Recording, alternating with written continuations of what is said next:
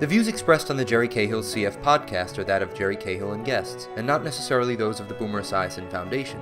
Nothing on the Jerry Cahill CF podcast should be considered medical advice. Such advice can only be given by a physician who is experienced with cystic fibrosis. The Boomer Esiason Foundation, Jerry Cahill and guests cannot be held responsible for any damage which may result from using the information on this podcast without the permission of your medical doctor. You're listening to the Jerry Cahill CF podcast presented by the Boomer Esiason Foundation and jerrycahill.com. Here's a good dog. Oh wait, let me heat this up a little bit. Welcome to Jerry Cahill's Living, Breathing, Succeeding podcast series. This show, being a CF mom, was made possible through an unrestricted educational grant from the Allergan Foundation to the Boomer Esiason Foundation. Today you'll meet Megan Neville. Megan grew up in a large Irish family and is the sixth of 7 children. I sat down with Megan and talked about what it's like to be a CF mom and caregiver. All right. Hi, my name is Megan. I'm a special ed teacher for first grade. My husband Dan and I have been married for 16 years. We have 3 children, Aiden, who's 13, Gavin's 11, and Grace, who's 6.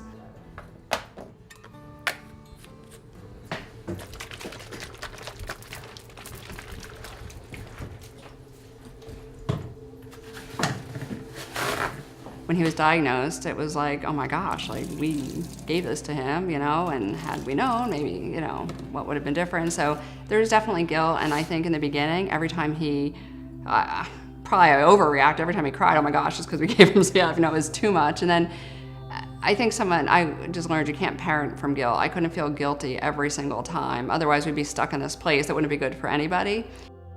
So in the beginning, we were pretty strict, and we did kind of limit exposure. People didn't really hold him and things like that. Now that changed much as he got older. But as an infant, we were pretty protective, and I did do research, and you hear so many stories. I didn't know which story was going to be Aiden's path, so it was kind of nerve-wracking. I worried a lot, and I think at one point my mom said, worrying doesn't change anything. It's not going to change the outcome. It's not going to change what happened. So get rid of the worrying and just focus on today. So that kind of did it for me, where when days where he was having a tough day or he wasn't gaining weight and I would be like, I can't do this, my mom would just say, you're doing it today, you're going to do it tomorrow. And I kind of just took a day at a time when he was little. Watermelon ball. Balls like sometimes stop. Yeah, we've come to kind of a place where he is just a confident, happy, has lots of friends, sports kid. And when he's healthy, which has been the last couple of months, yeah, he does his treatments and we just carry on like normal life.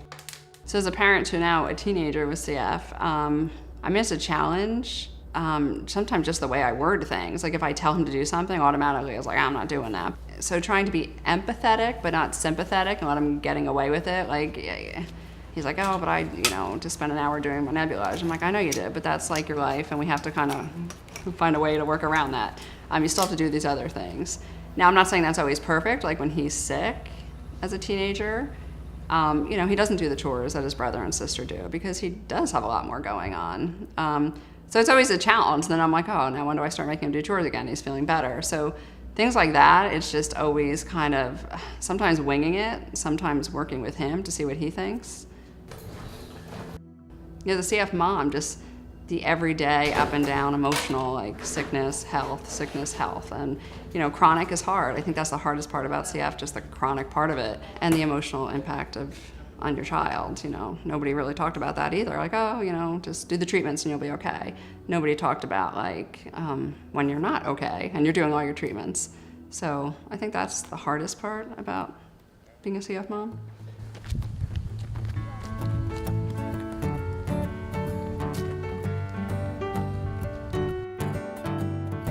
My families are hugest support. So my husband and I will take turns taking off when we have to. And then my parents are with him. When he was little, they pretty much were there every day. When he was out of school, they were there with him every day.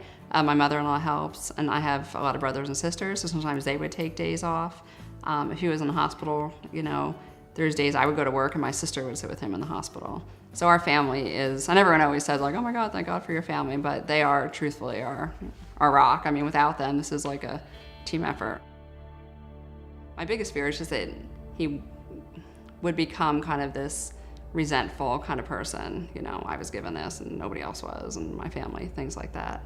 So that's my biggest fear. I mean, as treatments get better, you know, some of my other fears are going down about life expectancy and things like that. Like, we don't think about that anymore. Just like, we have today and you're healthy, so. I feel like now we're more in the pattern of the way I grew up, like with the 2 other kids and the dog who's crazy and licking him in the face, and it's just, things are back to the way I kind of hoped they would be. Whereas when he was a baby, I was so scared he'd grow up in this sterile, like, rigid environment. That's not how I grew up. So I was happy when we had, you know, more siblings, and now he's got so many cousins that, you know, come in and out of the house. It's like, it's more my style. I'm more comfortable because it's kind of the way we grew up. So I guess my advice to other newly diagnosed parents is try not to worry too much, because again, worrying isn't going to change the outcome or what's going to happen with your child. Do your research, but only under your doctor's advice, because there's so many stories and cases of CF, and what happens to your child might be completely different than another child.